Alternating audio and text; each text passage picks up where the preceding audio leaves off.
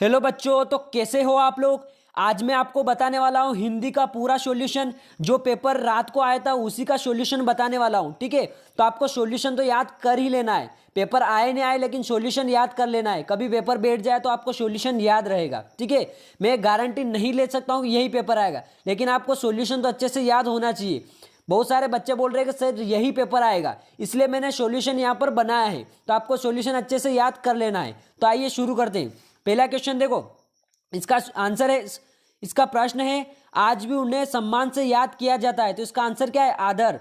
दूसरा क्वेश्चन है कबीर कर्मकांड के क्या थे? विरोधी थे। तीसरा क्वेश्चन है चौपाई छंद में प्रत्येक चरण में मात्राएं होती है, तो 16-16 मात्राएं होती है। चौथा क्वेश्चन है वर्णों के सार्थक योग को कहते हैं, तो वाक्य।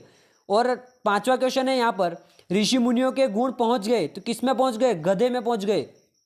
लास्ट क्वेश्चन है इसका सही विकल्प का, लेखिका के अनुसार मेरे नाना पक्के माने जाते थे, साहेब, ठीक है। अगला क्वेश्चन देखते हैं, क्वेश्चन नंबर 2, ठीक है। रिक्त स्थान की पूर्ति कीजिए। छत चढ़ने के लिए क्या चाहिए? जीना चाहिए। फिर रसखान चाहते हैं कि मैं पत्थर बनूं, तो गोवर्धन पर्वत का, ठीक है, इसका आंसर है। फिर आए काव्य के भेद कितने होते हैं? 2 भेद होते हैं। अगला क्वेश्चन लेखक के सॉरी ये जो पढ़ा लिखा ना हो उसे अनपढ़ कहते हैं, और लेखक के अनुसार टोपी का प्रतीक क्या होता है? सम्मानीय व्यक्ति। अगला क्वेश्चन जो व्यक्ति ज्यादा बोलता है या फिर अधिक बोलता है उसे हम बोलते हैं वाचाल। और इसका लास्ट क्वेश्चन है सही विकल्प का, सॉरी रिक्त स्थान का, दुष्ट व्यक्तियों के साथ साथ आदर्श अभिनेता भी होते हैं। क्वेश्चन नंबर 3, यहाँ पर सही जोड़ी मैंने मिला दी है, तो आप अच्छे से मिला लेना।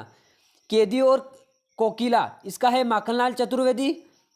पितर पात सरित मन डोला, इसका है उपमा अलंकार। और 2 बेलों की कथा प्रेमचंद जी की है, और प्रेमचंद के फटे जूते हरिशंकर परसाई ने लिखा था। और फिर बादल सुमित्रानंदन पंत की कविता है, और मेरे संग की औरतें मृदुला गर्ग की कहानी या कविता है। अगले क्वेश्चन देखते हैं। यहाँ पर सत्य असत्य पर नज़र डाल लेते हैं, और इनके आंसर भी यहाँ मैं बता दूंगा, ठीक है।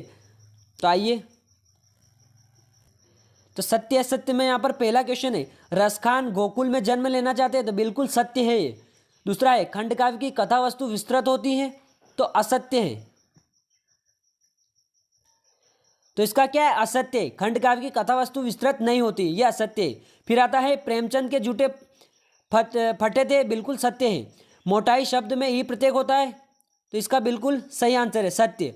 फिर है लोकोक्ति का अर्थ लोक में प्रचलित उक्ति, तो यह असत्य है। और इसका लास्ट है सत्य असत्य में क्या लिख रखा है? नानी के मन में स्वयं की आज़ादी के प्रति जुनून था, तो असत्य था। देश के प्रति जुनून था, स्वयं के प्रति नहीं था। अब लास्ट देख लेते हैं इसका एक वाक्य में उत्तर। तो आइए शुरू करते हैं।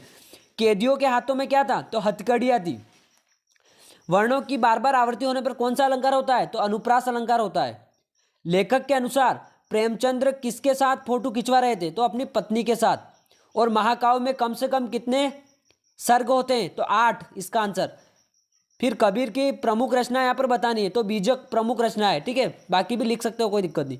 फिर आता अन्य भाषाओं के संपर्क के कारण हिंदी में आने वाले शब्द क्या कहलाते? तो विदेशी शब्द या विदेशक, ठीक है।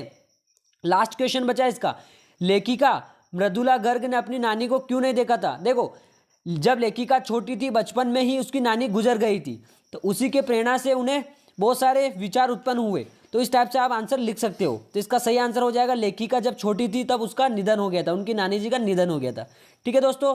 तो ये सॉल्यूशन आप अच्छे से याद कर लेना है, और बाकी क्वेश्चन भी आप अच्छे से याद कर लेना है। अभी के लिए इतना ही सॉल्यूशन प्रोवाइड करवाना चाहता हूँ। थैंक यू दोस्तों।